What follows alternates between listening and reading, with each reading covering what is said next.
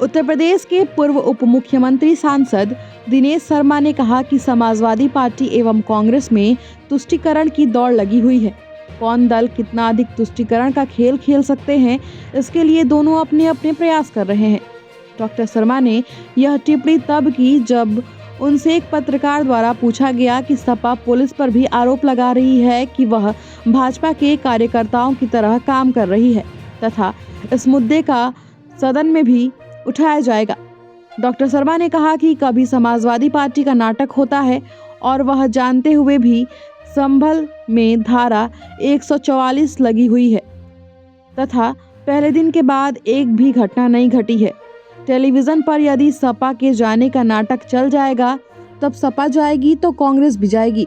यह नाटक तब भी हो रहा था जब 10 तारीख तक वहां पर सभी दलों के जाने पर रोक लगी हुई थी। वहां धारा 144 लगी हुई है जिसमें 5 से अधिक लोग एक जगह पर इकट्ठा नहीं हो सकते। वास्तव में ये दल शांत हो गए, संभल को अशांत करना चाहते हैं। सुनिए डॉक्टर शर्मा ने क्या कुछ कहा है।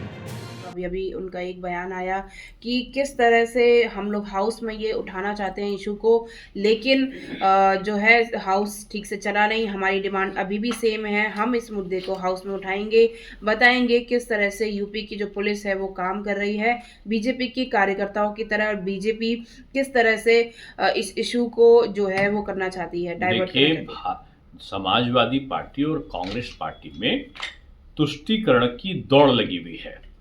कौन कितना ज्यादा तुष्टीकरण का खेल खेल सकता है, इसके लिए दोनों अपने अपने प्रयास कर रहे हैं।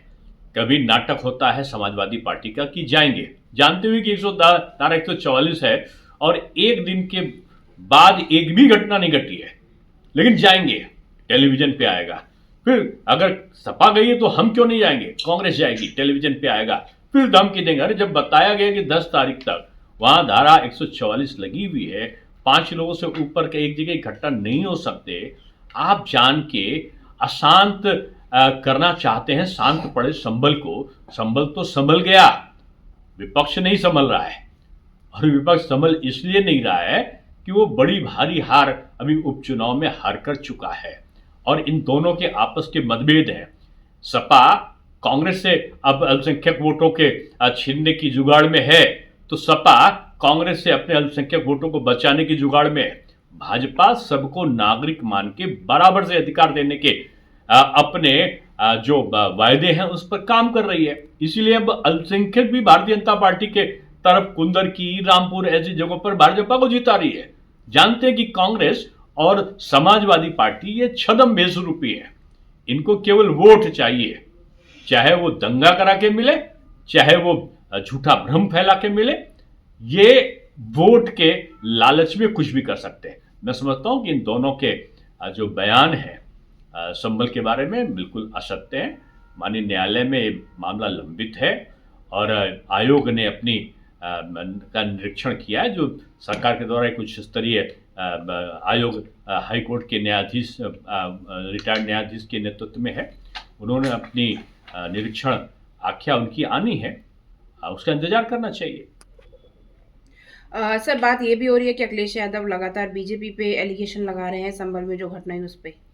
हाँ, वो हारे हैं बीजेपी से ही, कुंदरकी में हारे जहां 65% अल्पसंख्यक है, तो आरोप किसी पे थोड़ी लगाएंगे। अब कांग्रेस तो समाप्त हो चुकी पार्टी है, वो क्षेत्रीय पार्टी से भी छोटी पार्टी हो चुकी है, तो कांग्रेस पे तो आरोप लगाएंगे नहीं, बसपा पे आरोप लगाएंगे नहीं।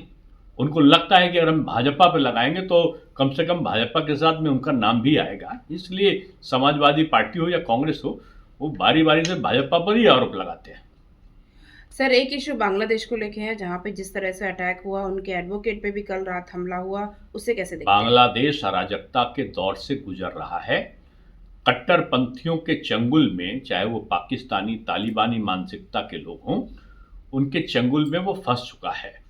और जिस प्रकार से उसने, जो वहाँ इस्कान के शांतप्रिय लोग थे, उनके साथ जिस प्रकार से अत्याचार किया है, और जो अल्पसंख्यक हिंदू हैं जिस प्रकार से उनके साथ में मारकाट कर रहे हैं, मुझको ताजुब होता है कि एक भी सपा हो, कांग्रेस हो या कोई अन्य दल का हो, एक भी व्यक्ति के मुंह से एक शब्द उनके लिए नहीं निकला है, क्योंकि अल्पसंख्यक हिंदू है।